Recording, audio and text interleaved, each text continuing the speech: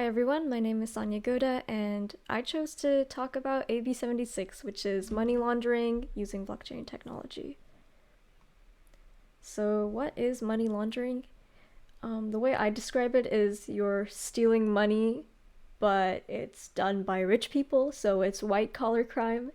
But the Wikipedia definition is that money laundering is the process of illegally concealing the origin of money obtained from illicit activities such as drug trafficking, corruption, embezzlement, or gambling by converting it into a legitimate source. So, if you're a criminal and you have a bunch of money that you got from some illegal activities, you don't want to spend it all at once in like one place, or else the police will come after you. So, what they do is they either convert it into a legitimate source such as crypto coins or cryptocurrency, or they have a legitimate business and they kind of just put the illegal money with the legitimate money and spend it that way. So then that gets us to the question, is it like laundry? And the funny answer is that the answer is kind of yes and no. The term dirty money originates from the days of Al Capone, who laundered the money he earned from his illegal activities through a chain of cash-based coin laundromats. So, sort of.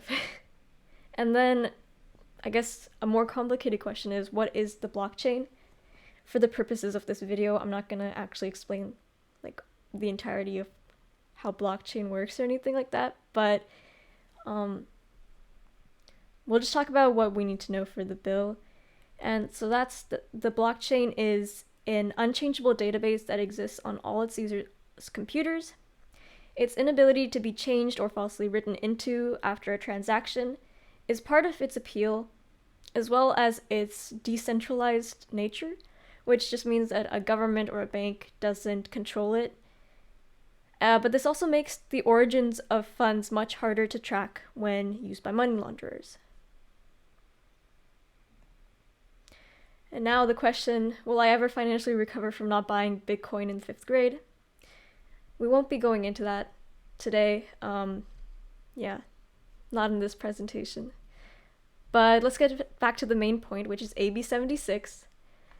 And I've made an infographic for it.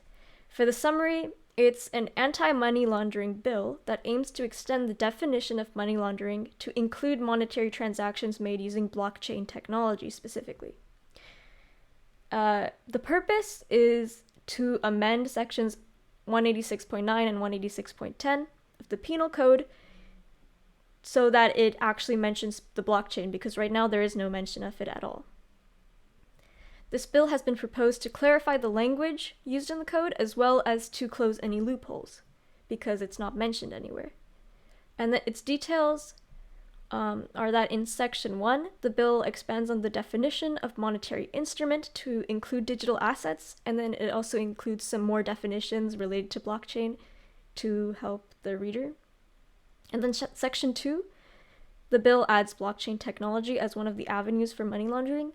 So all of the punishments that occur as a result of money laundering, if you commit money laundering, blockchain technology will also be a part of that.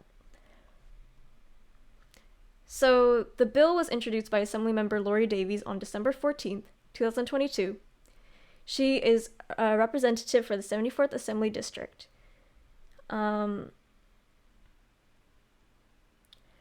And the bill was introduced after the FTX bankruptcy and fraud. So basically what happened is that FTX is a cryptocurrency exchange, and its founder Sam Bankman-Fried was later charged with wire fraud conspiracy, securities fraud conspiracy, and money laundering, and later sentenced to 25 years in prison. This made national headlines and has prompted legislative action both on a state and federal level to better regulate cryptocurrency lending in the US.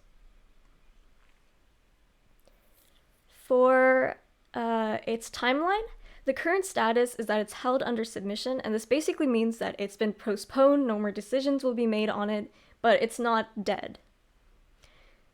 And looking at the history, we see that it goes back and forth between the like different committees, the Committee of Appropriations, or let's see, the Committee on Public Safety, before finally getting to the Senate.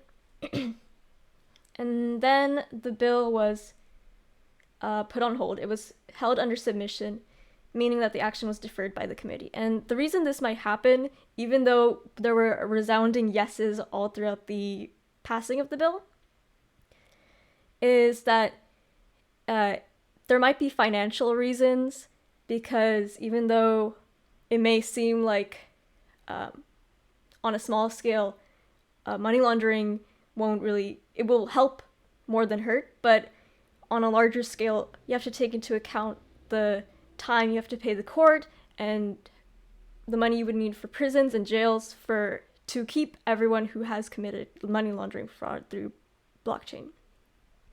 That's just one of the reasons why it might be held at this stage. Now, going into the reasons why this might be a necessity, a quote by Assemblymember Lori Davies is that California is a leader in consumer protection, ensuring our laws reflect the growing and innovative technology used for day-to-day transactions. This technology has continued to evolve to now include cryptocurrency. AB 76 is a common-sense measure to strengthen our state's money laundering statutes and close the current loophole that permits the laundering of assets using cryptocurrency. It should also be noted that we have seen a rise in drug trafficking. Nefarious organizations are using this type of currency to escape detection and continue their illegal activities in the underground markets. California law must evolve to keep up with the digital operating methods of financial criminal organizations.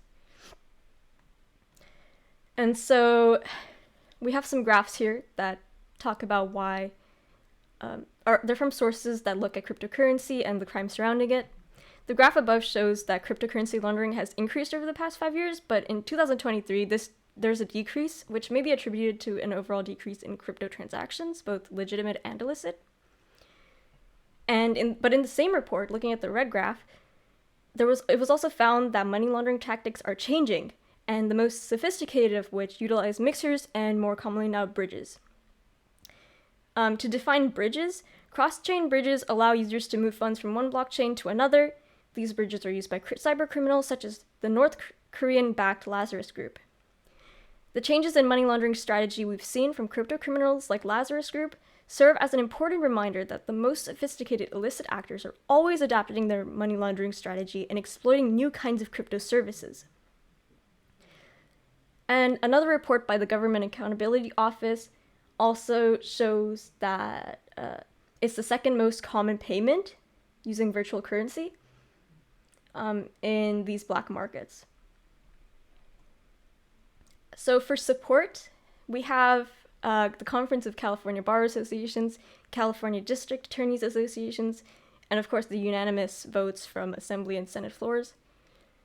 And the Los Angeles District Attorney Office also says that there is no reason, he basically says that there is no reason not to have this amendment to the penal code. For opposition, there is a NFT card company, Sorare and Dapper Labs, that support the intentions, but also want to get rid of the wording NFT specifically, because they're used more as a collectible than as a payment in some cases. Yeah. So thank you for watching my presentation on this bill that aims to just add more clarification, close any loopholes in the penal code, and make mention of blockchain technology as it relates to money laundering. I look forward to watching everyone else's videos too. Thank you.